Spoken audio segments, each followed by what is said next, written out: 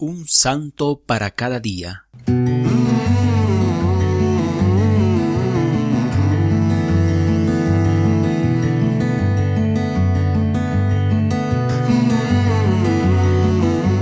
De octubre, San Francisco de Borja, año 1572. La familia española Borja o Borgia se hizo célebre cuando Alfonso Borgia fue elegido papa con el nombre de Calixto III, y luego cuando otro Borgia fue nombrado pontífice y se llamó Alejandro VI. Este Borgia, antes de ser pontífice, había tenido 4 hijos, y uno de ellos fue el padre de nuestro santo.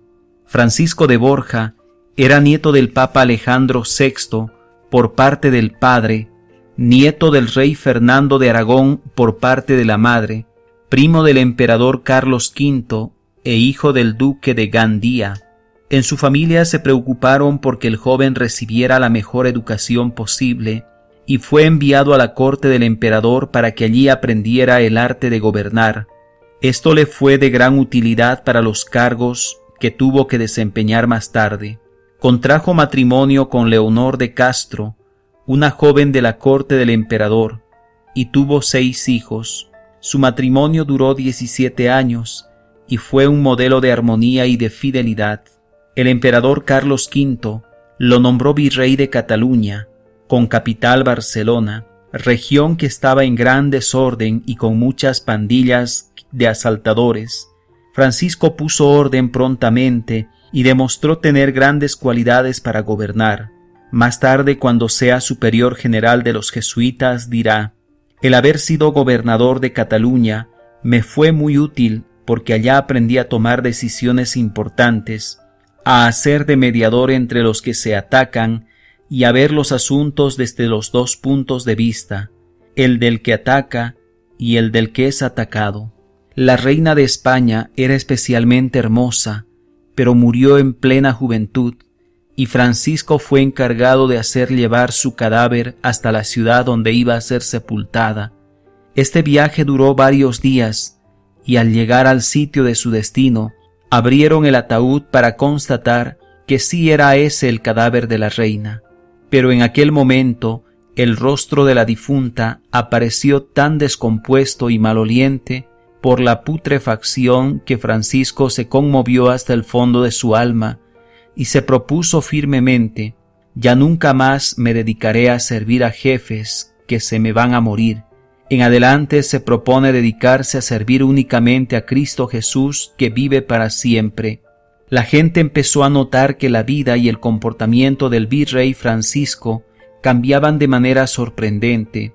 Ya no le interesaban las fiestas mundanas, sino los actos religiosos. Ya no iba a cacerías y a bailes, sino a visitar pobres y a charlar con religiosos y sacerdotes. Un obispo escribía de él en ese tiempo: «Don Francisco es modelo de gobernante y un caballero admirable. Es un hombre verdaderamente humilde y sumamente bondadoso. Un hombre de Dios en todo el sentido de la palabra. Educa a sus hijos con un esmero extraordinario y se preocupa mucho por el bienestar de sus empleados. Nada le agrada tanto como la compañía de sacerdotes y religiosos. Algunos criticaban diciendo que un gobernador no debería ser tan piadoso, pero la mayor parte de las personas estaban muy contentas al verlo tan fervoroso y lleno de virtudes». En 1546 murió su santa esposa, la señora Leonor. Desde entonces ya Francisco no pensó sino en hacerse religioso y sacerdote. Escribió a San Ignacio de Loyola pidiéndole que lo admitiera como jesuita. El santo le respondió que sí lo admitiría, pero que antes se dedicara a terminar la educación de sus hijos y que aprovechara este tiempo para asistir a la universidad y obtener el grado en teología. Así lo hizo puntualmente. En 1551, después de dejar a sus hijos en buenas posiciones y herederos de sus muchos bienes, fue ordenado como sacerdote, religioso jesuita.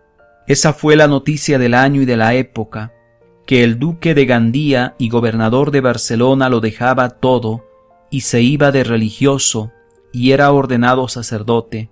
En 1554 Fue nombrado por Ignacio como superior de los jesuitas en España.